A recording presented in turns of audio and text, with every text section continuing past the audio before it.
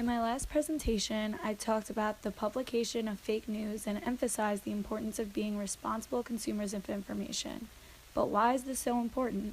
What happens when we take stories at face value and aid in the spread of them?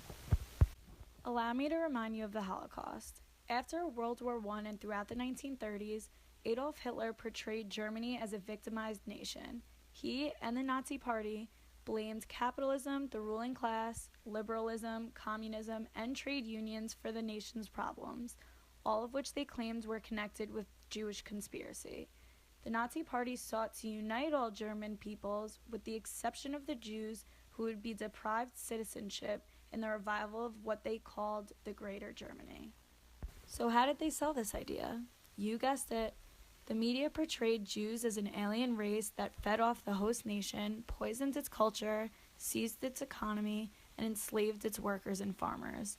This image was publicized through posters, newspapers, films, and radio addresses, and eventually it became a state-supported image. Even university professors and religious leaders started incorporating anti-Semitic themes into their lectures and church sermons. Additionally, German education films shown to Polish school children portrayed Jews as a health threat, carrying things such as lice and typhus, requiring and therefore justifying quarantine into ghettos. So how did the spread of this false information affect Jewish people? First of all, the living conditions in these ghettos were terrible. There was overcrowding, the plumbing broke down, and human waste was literally thrown into the streets alongside other garbage. Contagious disease spread rapidly, and every day more and more children became orphans. And this was not even the worst part. This is my grandfather.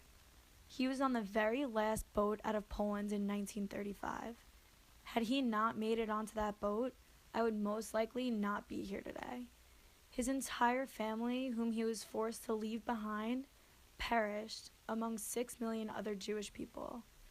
This was the result of a genocide that could have possibly been prevented had more people questioned their news sources, had more people looked into the information they passed along to others, and had more people refrained from allowing fabricated stories to dehumanize a group of living, breathing people to the point where it became socially tolerable to use violence against them.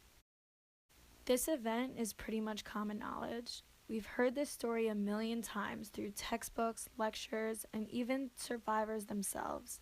And every time we hear it, we say never forget and never again. But it's happening right now. Look at your news feed on any social media outlet. Look at the ridiculous stories trending with millions of shares. We let stories influence our thoughts, feelings, and opinions without questioning their accuracy. We allow fake news to fuel our knowledge of the world around us, which can be detrimental to our social order. We cannot stop the publication of fake news, but we can hinder the spread of it and prevent the unnecessary damage that it has the power to cause. All you have to do is question your sources, confirm the credibility of stories you choose to believe, and think before you click that share button.